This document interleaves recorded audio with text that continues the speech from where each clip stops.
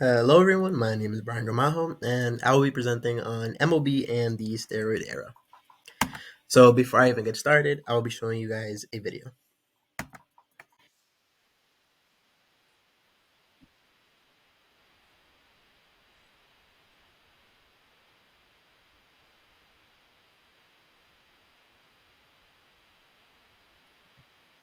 All right, I'm not trying to do that. Okay, so just to give you guys some context, what you guys just saw was Barry Bonds, who was one of the most notorious players from the steroid era, hit his 73rd home run, which is a record that stands to this day.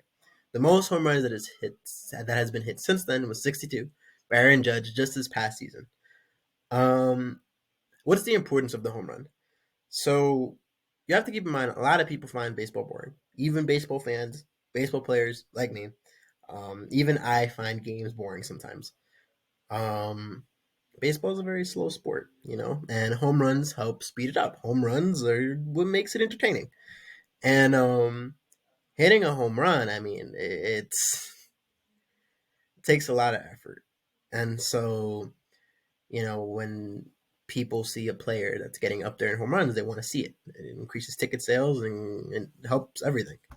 And so the home run is a very important part of what makes baseball baseball. And so that's when we get into steroids. So if we look at the timeline here, in 1988, the Washington Post claimed that Jose Canseco used steroids, and that one of the only reasons why Jose Canseco was even a relevant player was because of steroids. Then in 1991, the MLB banned steroids but decided not to test for it. So that meant that players could still use steroids because at the end of the day, they weren't going to get tested for it. Then in 1995, the Padres general manager made a comment on steroid use saying that it was like the biggest secret in because everyone knew that everyone was using steroids, and it was like the biggest, most worst kept secret in the MLB that no one just talked about.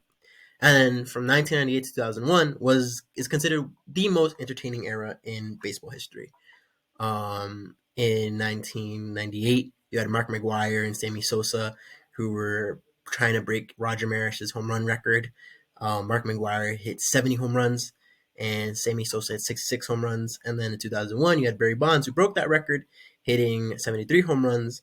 He was 37 years old at the time, and before that, he had never hit 50 home runs. Why all of a sudden that season he hit 73 home runs? I mean, you can kind of imagine why. And in 2005, famously, Jose Canseco released a book called Juice, which I will get more into on the next slide. So that ties into the question, why would MLB turn a blind eye towards steroids? Which is basically what Jose Canseco claimed in his book, that MLB knew players were taking steroids, but they didn't do anything about it. And that all comes down to money, and what people consider the root of all evil, right? So, like I said before, the home run plays a very big part in what makes baseball baseball. And so, what the steroid era did for baseball was everyone was watching baseball. Everyone at the time knew who Mark McGwire was. Everyone knew who Sammy Sosa was. Everyone knew who Barry Bonds was. Today, I promise you that most people in this class cannot name me more than maybe one or two baseball players. That's just how MLB has changed. And that has to do a lot with the home run. People want to see home runs. And so Jose Canseco famously claimed in his book, it can make a person a super athlete, a legendary athlete. So, when you're a player in the steroid era who isn't using steroids, you're at a disadvantage compared to the players who are, because those players who are using steroids, they're getting paid more than you.